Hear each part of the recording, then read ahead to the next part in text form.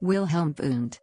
Wilhelm Maximilian Wundt, /VNT/ German, August 16, 1832, August 31, 1920, was a physician, physiologist, philosopher, and professor, known today as one of the founders of modern psychology.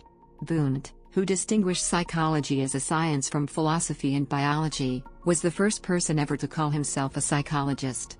He is widely regarded as the father of experimental psychology. In 1879, at the University of Leipzig, Wundt founded the first formal laboratory for psychological research. This marked psychology as an independent field of study. By creating this laboratory, he was able to establish psychology as a separate science from other disciplines. He also formed the first academic journal for psychological research, Philosophische Studien, from 1881 to 1902, set up to publish the Institute's research. A survey published in American Psychologist in 1991 ranked Wundt's reputation as first for all-time eminence based on ratings provided by 29 American historians of psychology. William James and Sigmund Freud were ranked a distant second and third. Biography. Wundt was born at Neckarau, Baden, now part of Mannheim, on the 16th of August 1832, the fourth child to parents Maximilian Wundt, a Lutheran minister, and his wife Marie Friederike, née Arnold, 1797 to 1868. Wundt's paternal grandfather was Friedrich Peter Wundt, 1742 to 1805, professor of geography and pastor in Weiblingen. When Wundt was about 4 years of age, his family moved to Heidelsheim, then a small medieval town in Baden-Württemberg. Born in Germany, which was considered very economically stable, Wundt grew up during a period in which the reinvestment of wealth into educational, medical and technological development was commonplace. An economic strive for the advancement of knowledge catalyzed the development of a new psychological study method, and facilitated his development into the prominent psychological figure he is today. Wundt studied from 1851 to 1856 at the University of Tübingen, at the University of Heidelberg, and at the University of Berlin. After graduating as a Doctor of Medicine from Heidelberg, 1856, doctoral advisor Karl Waldhaus, Wundt studied briefly with Johannes Peter Molle, before joining the Heidelberg University staff, becoming an assistant to the physicist and physiologist Hermann von Helmholtz in 1858 with responsibility for teaching the laboratory course in physiology. There he wrote Contributions to the Theory of Sense Perception, 1858 to 1862. In 1864, he became associate professor for anthropology and medical psychology and published a textbook about human physiology. However, his main interest, according to his lectures and classes, was not in the medical field. He was more attracted by psychology and related subjects. His lectures on psychology were published as Lectures on Human and Animal Psychology in 1863 to 1864. Wundt applied himself to writing a work that came to be one of the most important in the history of psychology, Principles of Physiological Psychology, in 1874. This was the first textbook that was written pertaining to the field of experimental psychology. In 1867, near Heidelberg, Wundt met Sophie Mao, 1844 to 1912. She was the eldest daughter of the Kiel theology professor Heinrich August Mao and his wife Louise, née von Rumohr, and a sister of the archaeologist August Mao. They married on August 14, 1872 in Kiel. The couple had 3 children, Eleanor, 1876 to 1957, who became an assistant to her father in many ways, Louise, called Lily, 1880 to 1884, and Max Wundt, 1879 to 1963, who became a philosophy professor. In 1875, Wundt was promoted to professor of inductive philosophy in Zurich, and in 1875, Wundt was made professor of philosophy at the University of Leipzig, where Ernst Heinrich Weber, 1795 to 1878, and Gustav Theodor Fechner, 1801 to 1887, had initiated research on sensory psychology and psychophysics, and where 2 centuries earlier Gottfried Wilhelm Leibniz had developed his philosophy and theoretical psychology, which strongly influenced Wundt's intellectual path. Wundt's admiration for Ernst Heinrich Weber was clear from his memoirs, where he proclaimed that Weber should be regarded as the father of experimental psychology. I would rather call Weber the father of experimental psychology. It was Weber's great contribution to think of measuring psychic quantities and of showing the exact relationships between them, to be the first to understand this and carry it out. In 1879, at the University of Leipzig, Wundt opened the first laboratory ever to be exclusively devoted to psychological studies, and this event marked the official birth of psychology as an independent field of study. The new lab was full of graduate students carrying out research on topics assigned by Wundt, and it soon attracted young scholars from all over the world who were eager to learn about the new science that Wundt had developed. The University of Leipzig assigned Wundt a lab in 1876 to store equipment he had brought from Zurich. Located in the Convict building, many of Wundt's demonstrations took place in this laboratory due to the inconvenience of transporting his equipment between the lab and his classroom. Wundt arranged for the construction of suitable instruments and collected many pieces of equipment such as tachistoscopes, chronoscopes, pendulums, electrical devices, timers, and sensory mapping devices, and was known to assign an instrument to various graduate students with the task of developing uses for future research and experimentation. Between 1885 and 1909, there were 15 assistants. In 1879, Wundt began conducting experiments that were not part of his coursework, and he claimed that these independent experiments solidified his lab's legitimacy as a formal laboratory of psychology, though the university did not officially recognize the building as part of the campus until 1883. The laboratory grew and encompassing a total of 11 rooms, the Psychological Institute, as it became known, eventually moved to a new building that Boone had designed specifically for psychological research. The list of Wundt's lectures during the winter terms of 1875 to 1879 shows a wide-ranging program, 6 days a week, on average 2 hours daily. For example, in the winter term of 1875, psychology of language, anthropology, logic and epistemology, and during the subsequent summer term, psychology, brain, and nerves, as well as physiology, cosmology, historical and general philosophy were included in the following terms. Boone was responsible for an extraordinary number of doctoral dissertations between 1875 and 1919. 184 PhD students included 70 foreigners, of which 23 were from Russia, Poland and other East European countries, 18 were American. Several of Boone's students became eminent psychologists in their own right. They include the Germans Oswald Kulp, a professor at the University of Würzburg, Ernst Miemann, a professor in Leipzig and Hamburg and pioneer in pedagogical psychology, Hugo Münsterberg, a professor in Freiburg and at Harvard University, a pioneer in applied psychology, Wilhelm Wundt, in Germany known for cultural psychology.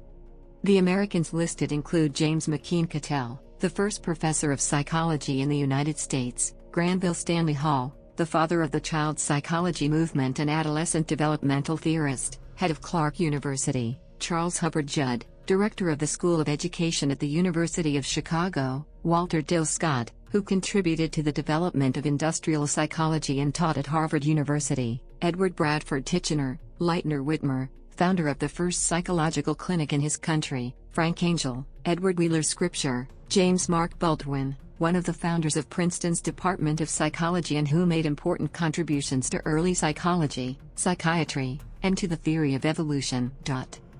Wundt, thus, is present in the academic family tree of the majority of American psychologists, first and second generation.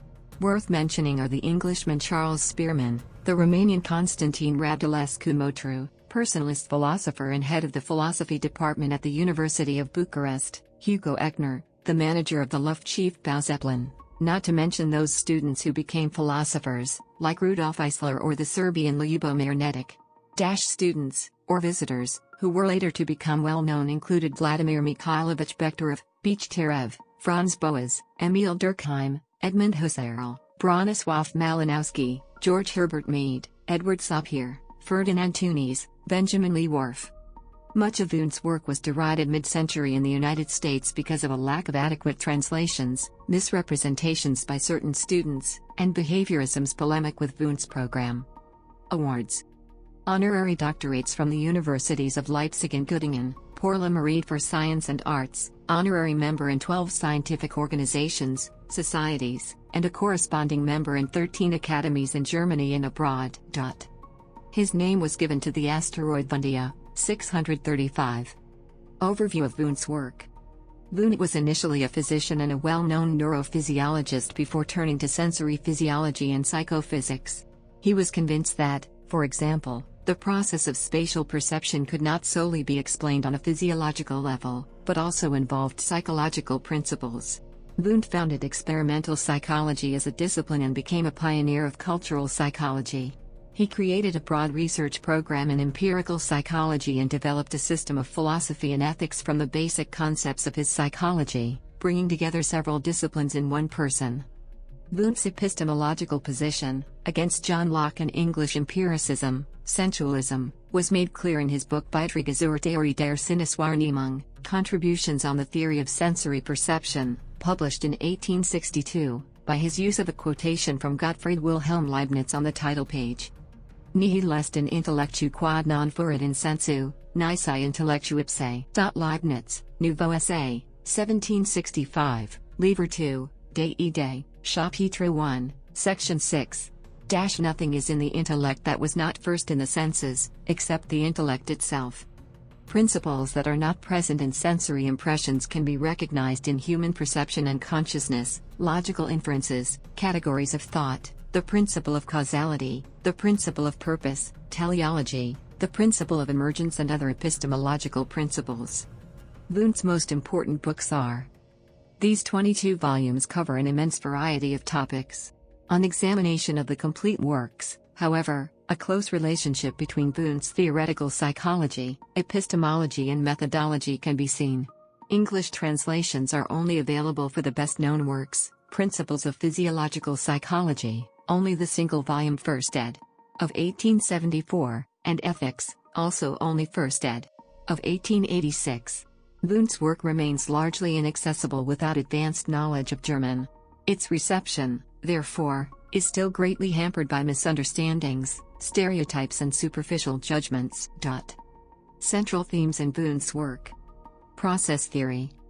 Psychology is interested in the current process, i.e. the mental changes and functional relationships between perception, cognition, emotion, and volition/motivation.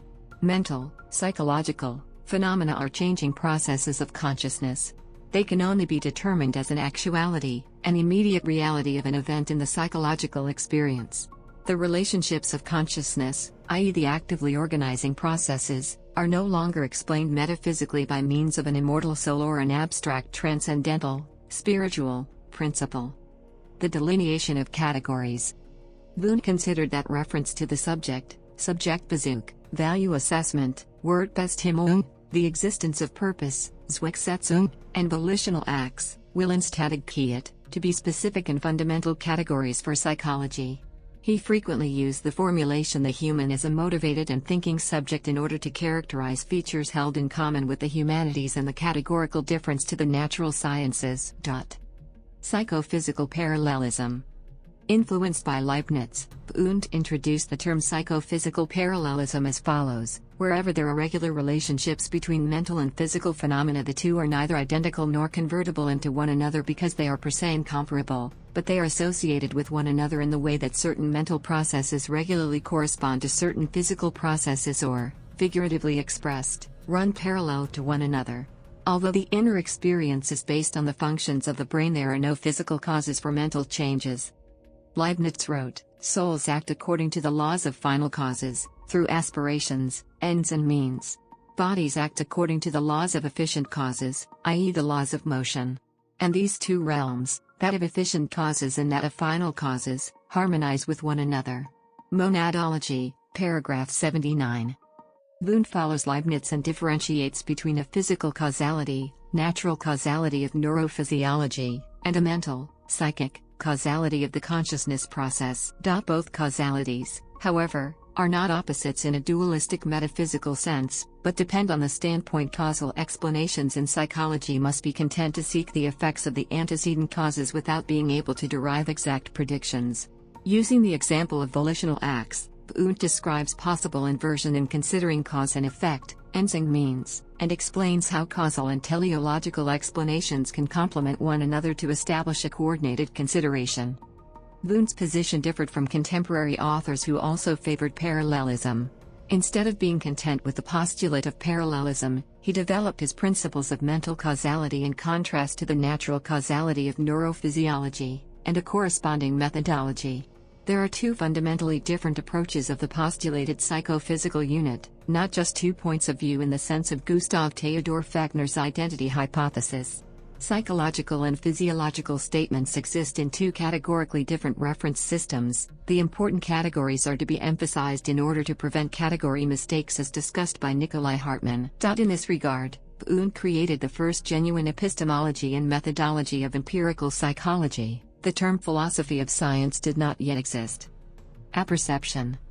Appreception is Wundt's central theoretical concept. Leibniz described apperception as the process in which the elementary sensory impressions pass into self-consciousness, whereby individual aspirations, striving, volitional acts, play an essential role. Wundt developed psychological concepts, used experimental psychological methods and put forward neuropsychological modeling in the frontal cortex of the brain system, in line with today's thinking. Appreception exhibits a range of theoretical assumptions on the integrative process of consciousness. The selective control of attention is an elementary example of such active cognitive, emotional and motivational integration. Development theory of the mind. The fundamental task is to work out a comprehensive development theory of the mind, from animal psychology to the highest cultural achievements in language, religion and ethics. Unlike other thinkers of his time, Wundt had no difficulty connecting the development concepts of the humanities, in the spirit of Friedrich Hegel and Johann Gottfried Herder, with the biological theory of evolution as expounded by Charles Darwin. Critical realism. Wundt determined that psychology is an empirical science coordinating natural science and humanities, and that the considerations of both complement one another in the sense that only together can they create for us a potential empirical knowledge. He claimed that his views were free of metaphysics and were based on certain epistemological presuppositions, including the differentiation of subject and object in the perception, and the principle of causality. With his term critical realism, Wundt distinguishes himself from other philosophical positions. Definition of psychology. Wundt set himself the task of redefining the broad field of psychology between philosophy and physiology, between the humanities and the natural sciences. In place of the metaphysical definition as a science of the soul came the definition, based on scientific theory, of empirical psychology as a psychology of consciousness with its own categories and epistemological principles. Psychology examines the entire experience in its immediately subjective reality. The task of psychology is to precisely analyze the processes of consciousness, to assess the complex connections, psychische Verbindungen, and to find the laws governing such relationships. 1. Psychology is not a science of the individual soul. Life is a uniform mental and physical process that can be considered in a variety of ways in order to recognize general principles, particularly the psychological, historical, and biological principles of development. Wundt demanded an understanding of the emotional and the volitional functions, in addition to cognitive features, as equally important aspects of the unitary, whole, psychophysical process. 2. Psychology cannot be reduced to physiology. The tools of physiology remain fundamentally insufficient for the task of psychology. Such a project is meaningless because the interrelations between mental processes would be incomprehensible even if the interrelations between brain processes were as clearly understood as the mechanism of a pocket watch. 3. Psychology is concerned with conscious processes. Wundt rejected making subconscious mental processes a topic of scientific psychology for epistemological and methodological reasons. In his day there were, before Sigmund Freud, influential authors such as the philosopher Edward von Hartmann, 1901, who postulated a metaphysics of the unconscious. Wundt had two fundamental objections. He rejected all primarily metaphysically founded psychology and he saw no reliable methodological approach. He also soon revised his initial assumptions about unconscious judgments. When Wundt rejects the assumption of the unconscious, he is also showing his skepticism regarding Fechner's theory of the unconscious, and Wundt is perhaps even more greatly influenced by the flood of writing at the time on hypnotism and spiritualism. Wundt, 1879, 1892. While Freud frequently quoted from Wundt's work, Wundt remained skeptical about all hypotheses that operated with the concept of the unconscious. For Wundt, it would be just as much a misunderstanding to define psychology as a behavioral science in the sense of the later concept of strict behaviorism. Numerous behavioral and psychological variables had already been observed or measured at the Leipzig laboratory. Wundt stressed that physiological effects, for example the physiological changes accompanying feelings, were only tools of psychology. as were the physical measurements of stimulus intensity in psychophysics. Further developing these methodological approaches one-sidedly would ultimately, however, lead to a behavioral physiology, i.e. a scientific reductionism, and not to a general psychology and cultural psychology. 4. Psychology is an empirical humanities science. Wundt was convinced of the triple status of psychology.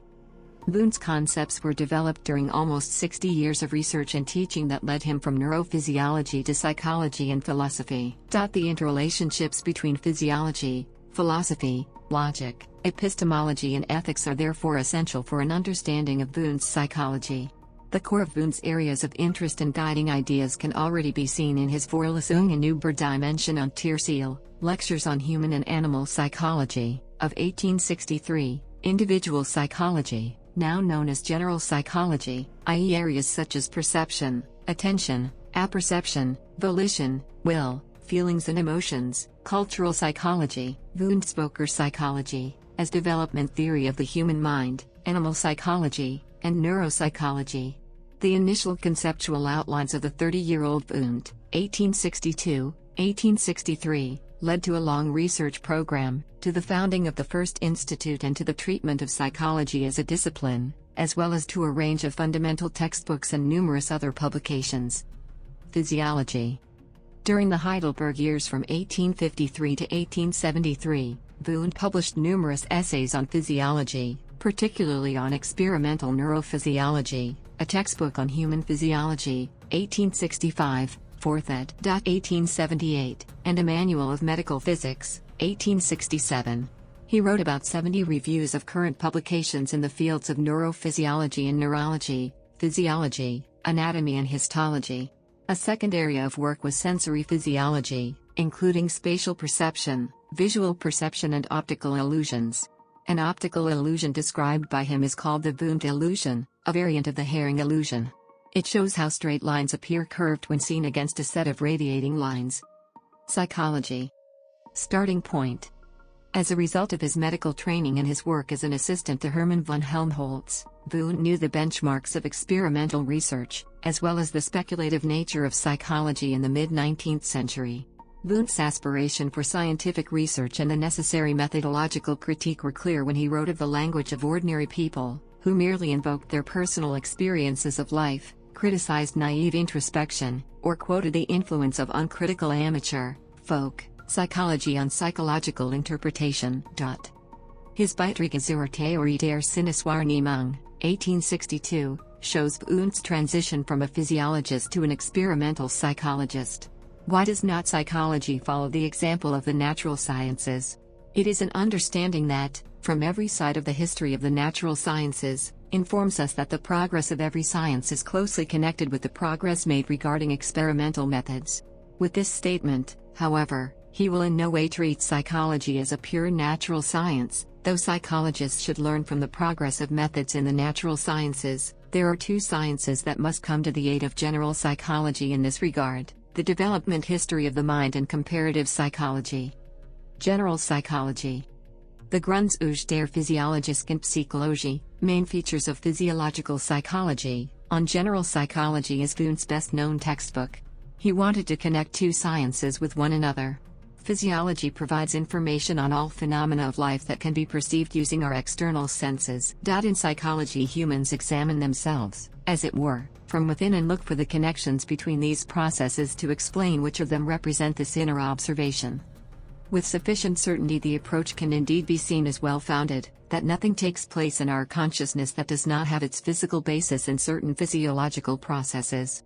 Wundt believed that physiological psychology had the following task: firstly, to investigate those life processes that are centrally located, between external and internal experience, which make it necessary to use both observation methods simultaneously, external and internal, and, secondly, to illuminate and, where possible, determine a total view of human existence from the points of view gained from this investigation. The attribute physiological is not saying that it wants to reduce the psychology to physiology, which I consider impossible, but that it works with physiological, i.e. experimental, tools and, indeed, more so than is usual in other psychology, takes into account the relationship between mental and physical processes. If one wants to treat the peculiarities of the method as the most important factor, then our science, as experimental psychology, differs from the usual science of the soul purely based on self-observation. After long chapters on the anatomy and physiology of the nervous system, the Grundzüge, 1874, has 5 sections: the mental elements, mental structure, interactions of the mental structure, mental developments, the principles and laws of mental causality. Through his insistence that mental processes were analyzed in their elements, Wundt did not want to create a pure element psychology because the elements should simultaneously be related to one another. He describes the sensory impression with the simple sensory feelings, perceptions and volitional acts connected with him, and he explains dependencies and feedbacks.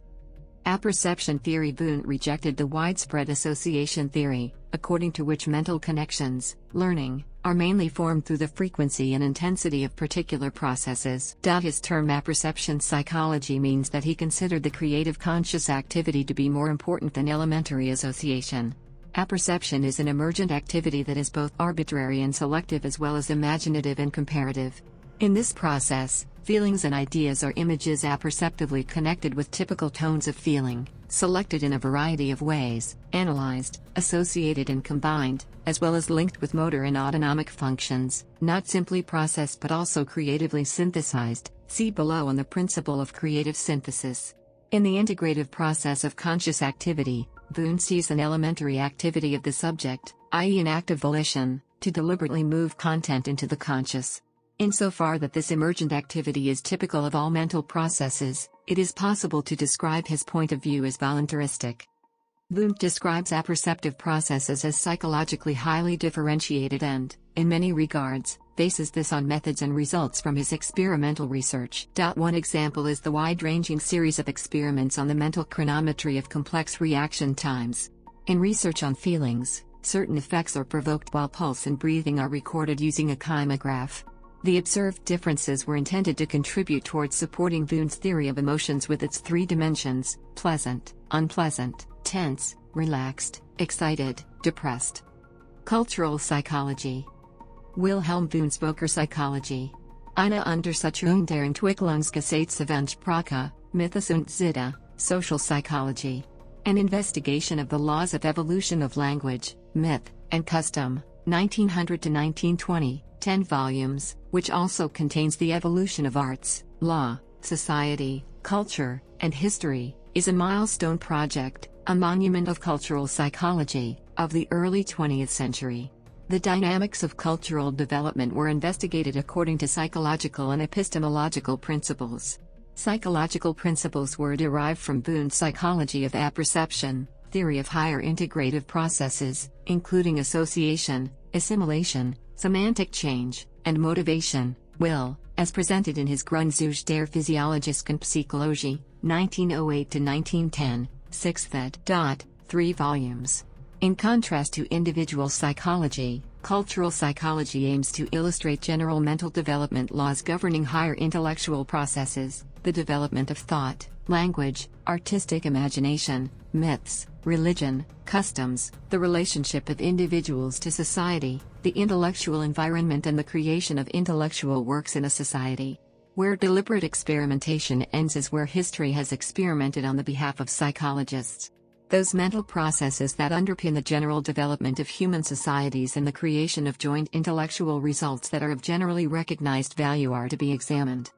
Stimulated by the ideas of previous thinkers, such as Herder, Herbart, Hegel and Wilhelm von Humboldt, with his ideas about comparative linguistics, the psychologist Moritz Lazarus, 1851, and the linguist Hermann Steinthal founded the Zeitschrift für Völkerpsychologie und Sprachen, Journal for Cultural Psychology and Linguistics, in 1860, which gave this field its name. Wundt, 1888, critically analyzed the, in his view, still disorganized intentions of Lazarus and Steinthal and limited the scope of the issues by proposing a psychologically constituted structure.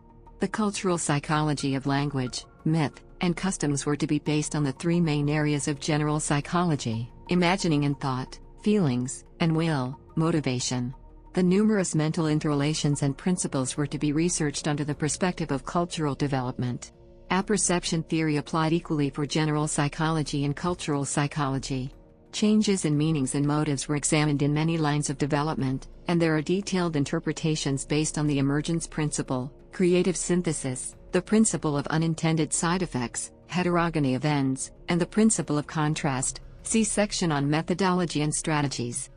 The 10 volumes consist of Language, Volumes 1 and 2, Art, Volume 3, Myths and Religion, Volumes 4 to 6, Society, Volumes 7 and 8, Law, Volume 9, as well as Culture and History, Volume 10.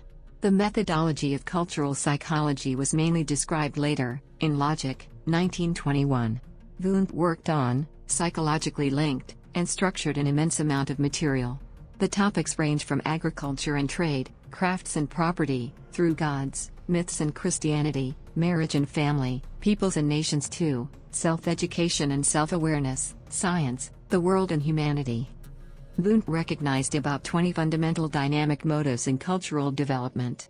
Motives frequently quoted in cultural development are division of labor, ensoulment, salvation, happiness, production and imitation, child raising, artistic drive, welfare, arts and magic, adornment, guilt, punishment, atonement, self-education, play, and revenge.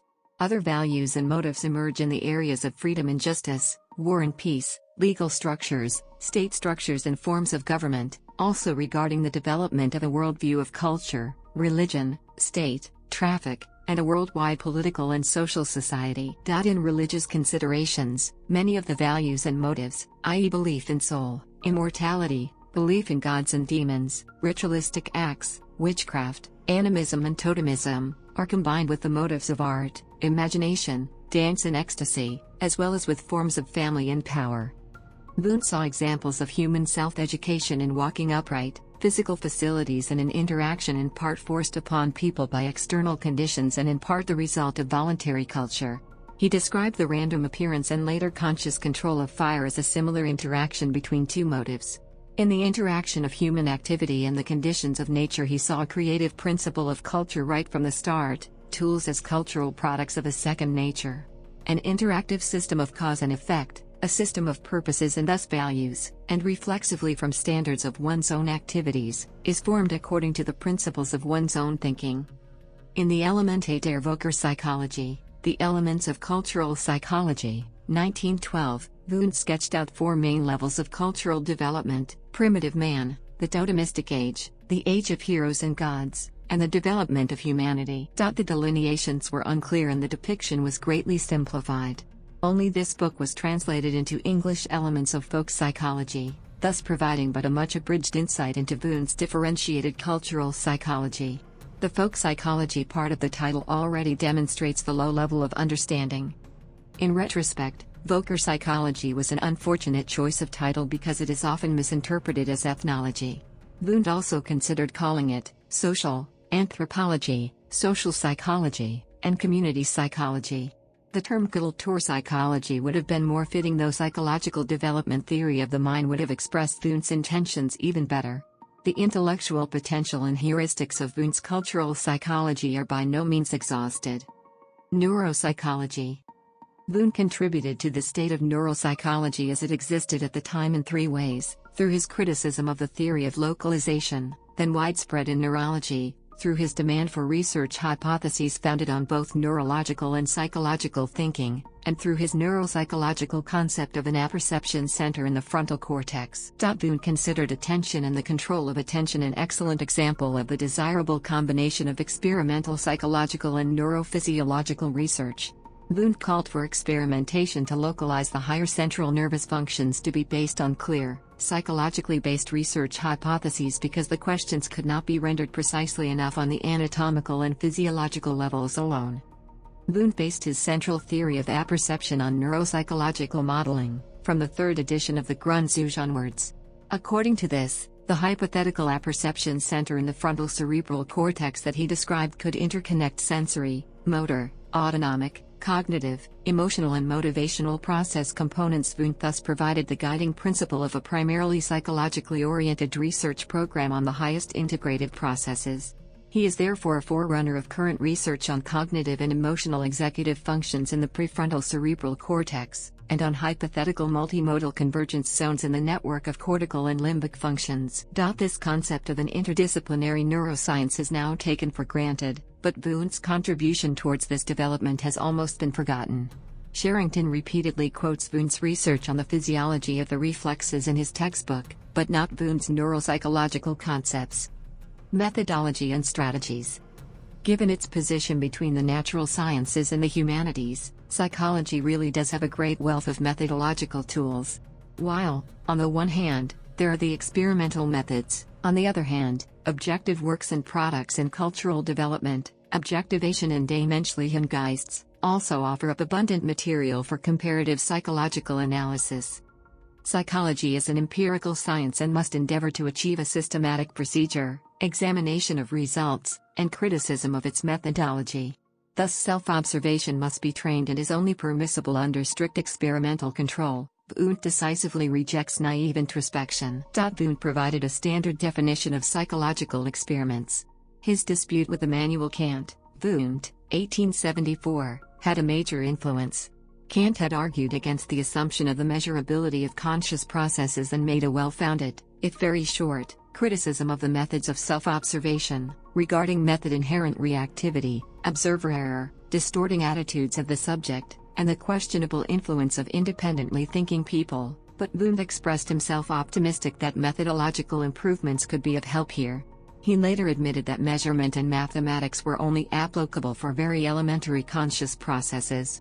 Statistical methods were also of only limited value, for example in psychophysics or in the evaluation of population statistics.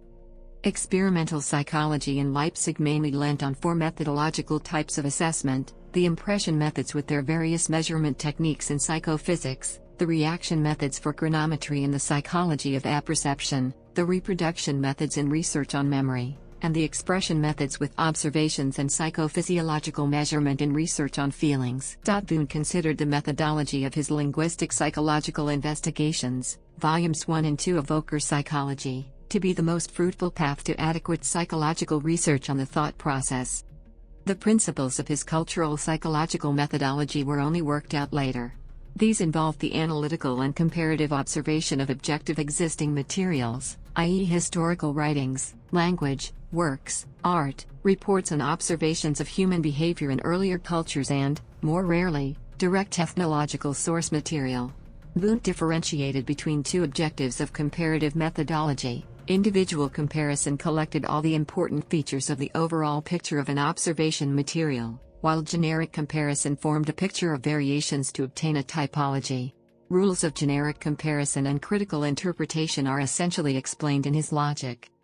We therefore generally describe the epitome of the methods as interpretation that is intended to provide us with an understanding of mental processes and intellectual creation. Wundt clearly referred to the tradition of humanistic hermeneutics, but argued that the interpretation process basically also followed psychological principles. Interpretation only became the characteristic process of the humanities through criticism. It is a process that is set against interpretation to dismantle the interaction produced through psychological analysis. It examines external or internal contradictions, it should evaluate the reality of intellectual products, and is also a criticism of values and a criticism of opinions. The typical misconceptions of the intellectualistic, individualistic and unhistorical interpretation of intellectual processes all have their source in the habitually coarse psychology based on subjective assessment. Principles of mental causality. What is meant by these principles is the simple prerequisites of the linking of psychological facts that cannot be further extrapolated. The system of principles has several repeatedly reworked versions, with corresponding laws of development for cultural psychology. Wundt, 1874, 1894, 1897, 1902–1903, 1920, 1921. Wundt mainly differentiated between four principles and explained them with examples that originate from the physiology of perception, the psychology of meaning, from apperception research, emotion and motivation theory, and from cultural psychology and ethics. 1. The principle of creative synthesis or creative results, the emergence principle. Every perception can be broken down into elemental impressions. But it is never just the sum of these impressions, but from the linkage of them that a new one is created with individual features that were not contained in the impressions themselves.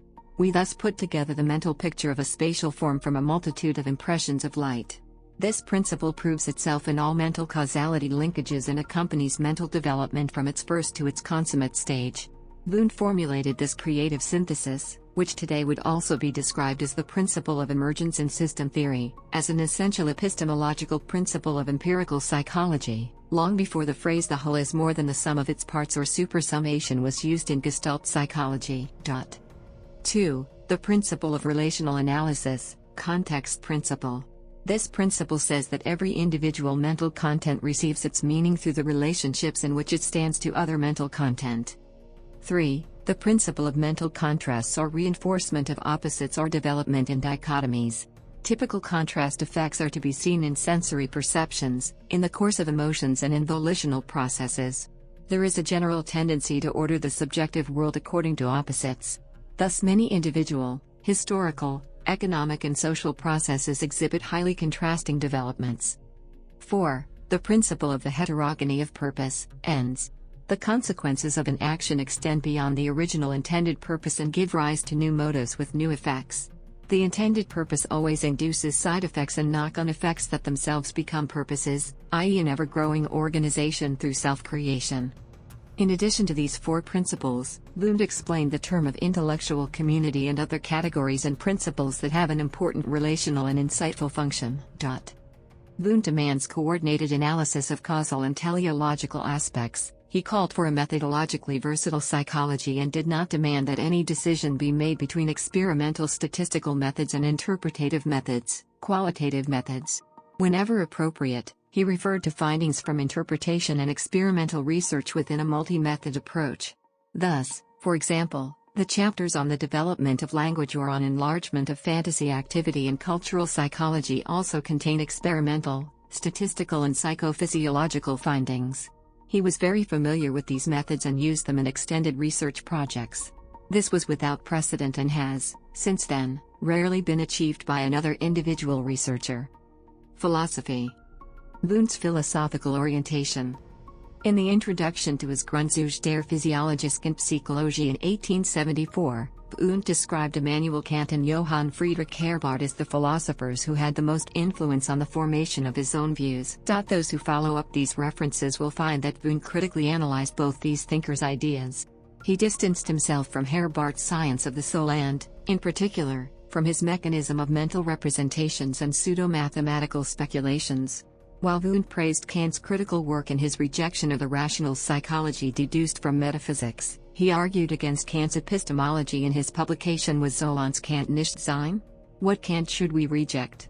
1892. With regard to the forms of perception and presuppositions, as well as Kant's category theory and his position in the dispute on causal and teleological explanations. Gottfried Wilhelm Leibniz had a far greater and more constructive influence on Wundt's psychology, philosophy, epistemology and ethics. This can be gleaned from Wundt's Leibniz publication, 1917, and from his central terms and principles, but has since received almost no attention. Wundt gave up his plans for a biography of Leibniz, but praised Leibniz's thinking on the 200th anniversary of his death in 1916. He did, however, disagree with Leibniz's monadology as well as theories on the mathematization of the world by removing the domain of the mind from this view. Leibniz developed a new concept of the soul through his discussion on substance and actuality, on dynamic spiritual change, and on the correspondence between body and soul, parallelism. Wundt secularized such guiding principles and reformulated important philosophical positions of Leibniz away from belief in God as the creator and belief in an immortal soul.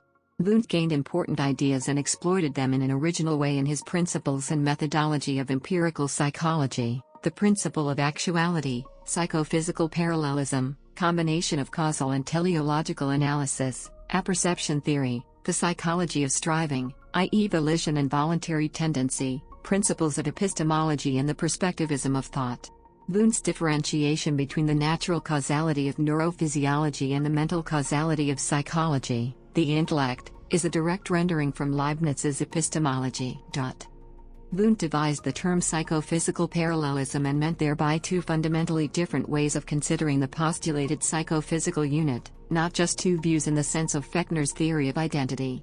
Wundt derived the coordinated consideration of natural causality and mental causality from Leibniz's differentiation between causality and teleology, principle of sufficient reason. The psychological and physiological statements exist in two categorically different reference systems. The main categories are to be emphasized in order to prevent category mistakes.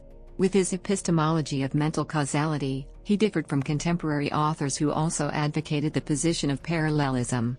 Wundt had developed the first genuine epistemology and methodology of empirical psychology.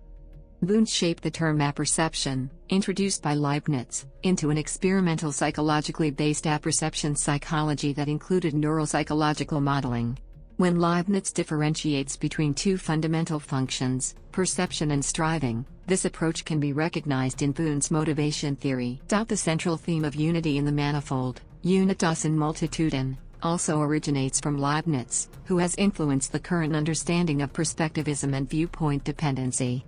Wundt characterized this style of thought in a way that also applied for him. The principle of the equality of viewpoints that supplement one another plays a significant role in his thinking, viewpoints that supplement one another, while also being able to appear as opposites that only resolve themselves when considered more deeply. Unlike the great majority of contemporary and current authors in psychology, Wundt laid out the philosophical and methodological positions of his work clearly. Wundt was against the founding empirical psychology on a metaphysical or structural principle of soul as in Christian belief in an immortal soul or in a philosophy that argues substance ontologically. Wundt's position was decisively rejected by several Christianity-oriented psychologists and philosophers as a psychology without soul, although he did not use this formulation from Friedrich Lang, 1866, who was his predecessor in Zurich from 1870 to 1872. Wundt's guiding principle was the development theory of the mind. Wundt's ethics also led to polemical critiques due to his renunciation of an ultimate transcendental basis of ethics, God, the Absolute. Wundt's evolutionism was also criticized for its claim that ethical norms had been culturally changed in the course of human intellectual development. Wundt's autobiography and his inaugural lectures in Zurich and Leipzig, as well as his commemorative speeches for Fechner and his essay on Leibniz, provide an insight into the history of Wundt's education and the contemporary flows and intellectual controversies in the second half of the 19th century. Wundt primarily refers to Leibniz and Kant, more indirectly to Johann Gottlieb Fichte, Georg Wilhelm Friedrich Hegel, Friedrich Wilhelm Joseph Schelling and Arthur Schopenhauer, and to Johann Friedrich Herbart, Gustav Theodor Fechner and Hermann Lotze regarding psychology. In addition to John Locke, George Berkeley, David Hume, and John Stuart Mill, one finds Francis Bacon, Charles Darwin, and Charles Spencer, as well as French thinkers such as Auguste Comte and Hippolyte Taine, all of whom are more rarely quoted by Wundt. Metaphysics. Wundt distanced himself from the metaphysical term soul and from theories about its structure and properties, as posited by Herbart, Lotze, and Fechner. Wundt followed Kant and warned against a primarily metaphysically founded, philosophically deduced psychology, where one notices the author's metaphysical point of view in the treatment of every problem. Then an unconditional empirical science is no longer involved, but a metaphysical theory intended to serve as an exemplification of experience. He is, however, convinced that every single science contains general prerequisites of a philosophical nature. All psychological investigation extrapolates from metaphysical presuppositions. Epistemology was to help sciences find out about, clarify or supplement their metaphysical aspects and as far as possible free themselves of them. Psychology and the other sciences always rely on the help of philosophy here, and particularly on logic and epistemology, otherwise only an immanent philosophy, i.e. metaphysical assumptions of an unsystematic nature, would form in the individual sciences. Wundt is decidedly against the segregation of philosophy.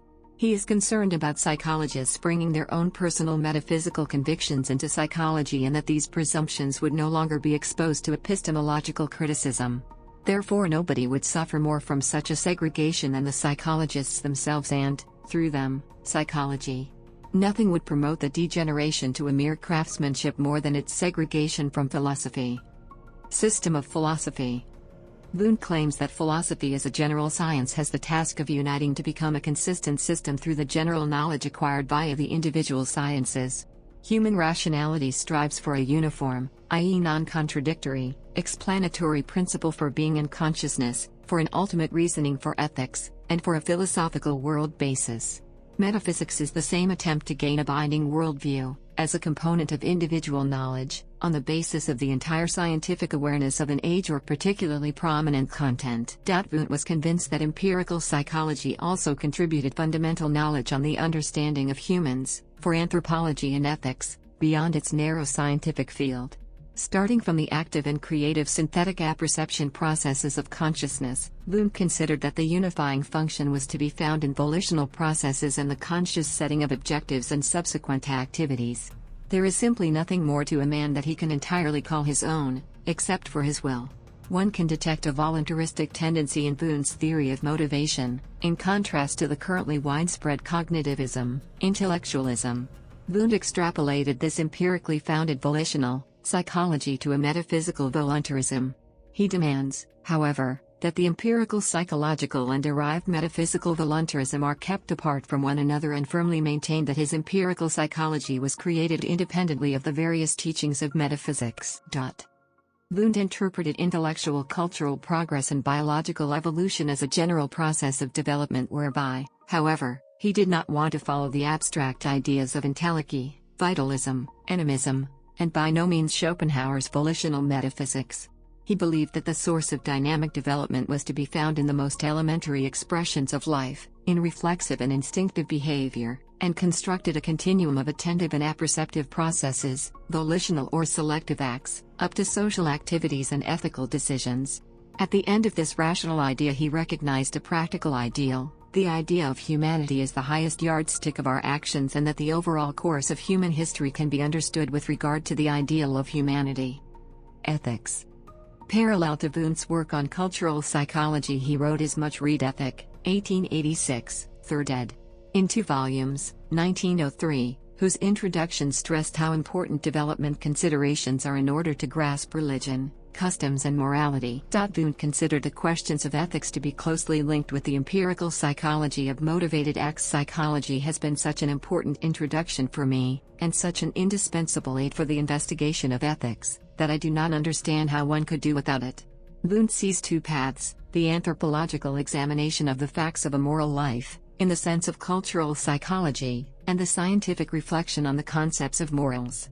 The derived principles are to be examined in a variety of areas: the family, society, the state, education, etc. In his discussion on free will, as an attempt to mediate between determinism and indeterminism, he categorically distinguishes between 2 perspectives. There is indeed a natural causality of brain processes, though conscious processes are not determined by an intelligible, but by the empirical character of humans. Volitional acts are subject to the principles of mental causality. When a man only follows inner causality, he acts freely in an ethical sense, which is partly determined by his original disposition and partly by the development of his character. On the one hand, ethics is a normative discipline, while, on the other hand, these rules change, as can be seen from the empirical examination of culture-related morality. Wundt's ethics can, put simply, be interpreted as an attempt to mediate between Kant's a priorism and empiricism. Moral rules are the legislative results of a universal intellectual development, but are neither rigidly defined nor do they simply follow changing life conditions. Individualism and utilitarianism are strictly rejected. In his view, only the universal intellectual life can be considered to be an end in itself. Wundt also spoke on the idea of humanity in ethics, on human rights and human duties in his speech as rector of Leipzig University in 1889 on the centenary of the French Revolution. Logic, epistemology and the scientific theory of psychology. Wundt divided up his 3-volume Logic into general logic and epistemology, logic of the exact sciences, and logic of the humanities. While logic, the doctrine of categories, and other principles were discussed by Wundt in a traditional manner, they were also considered from the point of view of development theory of the human intellect, i.e. in accordance with the psychology of thought. The subsequent equitable description of the special principles of the natural sciences and the humanities enabled Wundt to create a new epistemology. The ideas that remain current include epistemology and the methodology of psychology, the tasks and directions of psychology, the methods of interpretation and comparison, as well as psychological experimentation. Complete works and legacy. Publications, libraries and letters. The list of works at the Max Planck Institute for the History of Science includes a total of 589 German and foreign language editions for the period from 1853 to 1950. MPI for Wissenschaftsgeschichte, Werkversationis Wilhelm Wundt. The American psychologist Edwin Boring counted 494 publications by Wundt, excluding pure reprints but with revised editions, that are, on average, 110 pages long and amount to a total of 53,735 pages. Thus Wundt published an average of 7 works per year over a period of 68 years and wrote or revised an average of 2.2 pages per day. There is as yet no annotated edition of the essential writings, nor does a complete edition of Wundt's major works exist, apart from more or less suitable scans or digitalizations. Apart from his library and his correspondence, Wundt's extraordinarily extensive written inheritance also includes many extracts, manuscripts, lecture notes and other materials. Wundt's written inheritance in Leipzig consists of 5,576 documents, mainly letters, and was digitalized by the Leipzig University Library. The catalog is available at the Calliope online portal. 1/3 of Wundt's own library was left to his children Eleanor and Max Wundt. Most of the works were sold during the times of need after the First World War to Tohoku University in Sendai, Japan. The university's stock consists of 6,762 volumes in Western languages, including bound periodicals, as well as 9,098 special print runs and brochures from the original Wundt library. The list in the Max Planck Institute for the History of Science only mentions 575 of these entries. Tübingen University Archives stock includes copies of 613 letters, Wundt's will, lists from Wundt's original library, and other materials in Wundtiana. The German Historical Museum in Berlin has a 1918 shellac disc on which Wundt repeats the closing words of his inaugural lecture, given in Zurich on October 31, 1874 and reread in 1918 for documentation purposes, on the task of philosophy in the present. Biographies. The last Wundt biography which tried to represent both Wundt's psychology and his philosophy was by Eisler, 1902. One can also get an idea of Wundt's thoughts from his autobiography Erlebt zum Turkans, 1920. Later biographies by Neff, 1923, and Peterson, 1925, up to Arnold in 1980 restrict themselves primarily to the psychology or the philosophy. Eleanor Wundt's, 1928, knowledgeable but short biography of her father exceeds many others' efforts. Political attitude.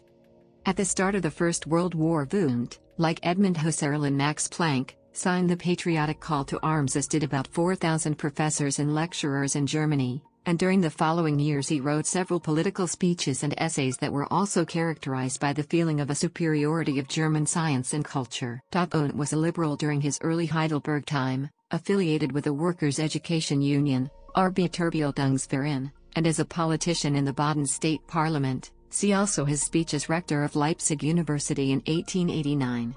In old age he appeared to become more conservative. See Wundt, 1920, Wundt's correspondence, then, also in response to the war, the subsequent social unrest and the severe revolutionary events of the post-war period, adopted an attitude that was patriotic and leant towards nationalism. Wilhelm Wundt's son, philosopher Max Wundt, had an even more clearly intense, somewhat nationalist, stance. While he was not a member of the Nazi Party, NSDAP, he wrote about national traditions and race in philosophical thinking. Wundt societies. 4 Wilhelm Wundt societies or associations have been founded. Die Deutsche Gesellschaft für Psychologie, German Society for Psychology, grants a Wilhelm Wundt Medaille. Reception of Wundt's work. Reception by his contemporaries. The psychiatrist Emil Kraepelin described the pioneering spirit at the New Leipzig Institute in this fashion: "We felt that we were trailblazers entering virgin territory, like creators of a science with undreamt of prospects." Wundt spent several afternoons every week in his adjacent modest professorial office, came to see us, advised us and often got involved in the experiments. He was also available to us at any time. The philosopher Rudolf Eisler considered Wundt's approach as follows: "A major advantage of Wundt's philosophy is that it neither consciously nor unconsciously takes metaphysics back to its beginnings, but strictly distinguishes between empirical scientific and epistemological metaphysical approaches, and considers each point of view in isolation and its relative legitimacy before finally producing a uniform worldview." Wundt always differentiates between the physical physiological and the purely psychological, and then again from the philosophical point of view. As a result, apparent contradictions are created for those who do not observe more precisely and who constantly forget that the differences in results are only due to the approach and not the laws of reality. Traugott Österreich, 1923-1951, wrote an unusually detailed description of Wundt's work in his Grundrisse der Geschichte der Philosophie, Foundations of the History of Philosophy. This knowledgeable representation examines Wundt's main topics, views and scientific activities and exceeds the generally much briefer Wundt reception within the field of psychology, in which many of the important prerequisites and references are ignored right from the start. The internal consistency of Wundt's work from 1862 to 1920, between the main works and within the reworked editions, has repeatedly been discussed and been subject to differing assessments and parts. One could not say that the scientific conception of psychology underwent a fundamental revision of principal ideas and central postulates, though there was gradual development and a change in emphasis. One could consider Wundt's gradual concurrence with Kant's position, that conscious processes are not measurable on the basis of self-observation and cannot be mathematically formulated, to be a major divergence. Wundt, however, never claimed that psychology could be advanced through experiment and measurement alone, but had already stressed in 1862 that the development history of the mind and comparative psychology should provide some assistance. Wundt attempted to redefine and restructure the fields of psychology and philosophy. Experimental psychology in the narrower sense and child psychology form individual psychology, while cultural and animal psychology are both parts of a general and comparative psychology. None of his Leipzig assistants and hardly any textbook authors in the subsequent two generations have adopted Wundt's broad theoretical horizon, his demanding scientific theory or the multi-method approach. Oswald Kulp had already ruled cultural and animal psychology out. While the principles of physiological psychology met with worldwide resonance, Wundt's cultural psychology, ethnopsychology, appear to have had a less widespread impact. But there are indications that George Herbert Mead and Franz Boas, among others, were influenced by it. In his Totem and Taboo, Sigmund Freud frequently quoted Wundt's cultural psychology. In its time, Wundt's ethic received more reviews than almost any of his other main works. Most of the objections were ranged against his renouncing any ultimate transcendental ethical basis, God, the Absolute, as well as against his ideas regarding evolution, i.e. that ethical standards changed culturally in the course of human intellectual development. As Wundt did not describe any concrete ethical conflicts on the basis of examples and did not describe any social ethics in particular, his teachings with the general idea of humanism appear rather too abstract. The 22nd International Congress for Psychology in Leipzig in 1980, i.e. on the 100th jubilee of the initial founding of the institute in 1879, stimulated a number of publications about Wundt. Also in the U.S. very little productive research work has been carried out since then. While Wundt was occasionally mentioned in the Centenary Review of the founding of the German Society for Experimental Psychology 1904-2004, it was without the principal ideas of his psychology and philosophy of science. Research on reception of his work. Leipzig was a world-famous center for the new psychology after 1874. There are various interpretations regarding why Wundt's influence after the turn of the century, i.e. during his lifetime, rapidly waned and from his position as founding father Wundt became almost an outsider. A survey was conducted on the basis of more than 200 contemporary and later sources, reviews and critiques of his publications, since 1858, references to Wundt's work in textbooks on psychology and the history of psychology, from 1883 to 2010, biographies, Congress reports, praise on his decadal birthdays, obituaries and other texts. A range of scientific controversies were presented in detail. Reasons for the distancing of Wundt and why some of his concepts have fallen into oblivion can be seen in his scientific work, in his philosophical orientation, in his didactics or in the person of Wundt himself. Misunderstandings of basic terms and principles. Wundt's terminology also created difficulties because he had, from today's point of view, given some of his most important ideas unfortunate names so that there were constant misunderstandings. Examples include a representation of Wundt's psychology as natural science, element psychology or dualistic conceptions is evidence of enduring misunderstandings. It is therefore necessary to remember Wundt's expressly stated desire for uniformity and lack of contradiction, for the mutual supplementation of psychological perspectives. Wundt's more demanding, sometimes more complicated and relativizing, then again very precise style can also be difficult, even for today's German readers. A high level of linguistic competence is required. There are only English translations for very few of Wundt's work. In particular, the Grundzüge der Physiologischen Psychologie expanded into 3 volumes and the 10 volumes of Volker Psychology. All the books on philosophy and important essays on the theory of science remain untranslated. Such shortcomings may explain many of the fundamental deficits and lasting misunderstandings in the Anglo-American reception of Wundt's work.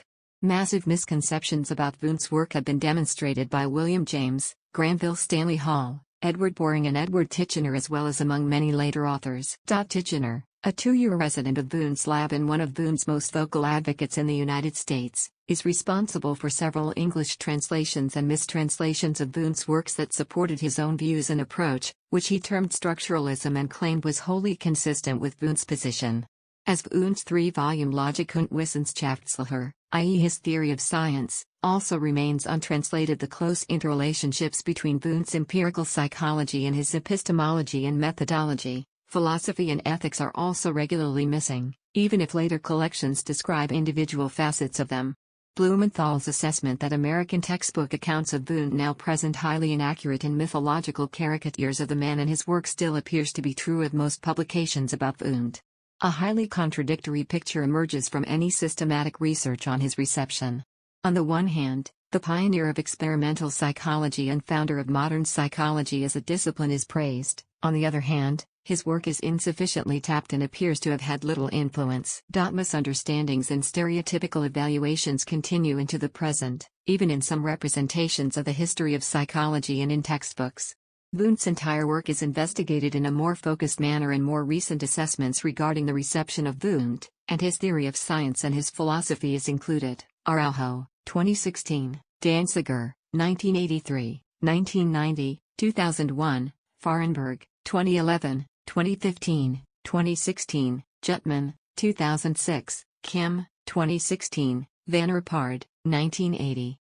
Scientific Controversies and Criticisms. Like other important psychologists and philosophers, Wundt was subject to ideological criticism, for example by authors of a more Christianity-based psychology, by authors with materialistic and positivistic scientific opinions, or from the point of view of Marxist-Leninist philosophy and social theory, as in Leipzig, German Democratic Republic, up to 1990. Wundt was involved in a number of scientific controversies or was responsible for triggering them.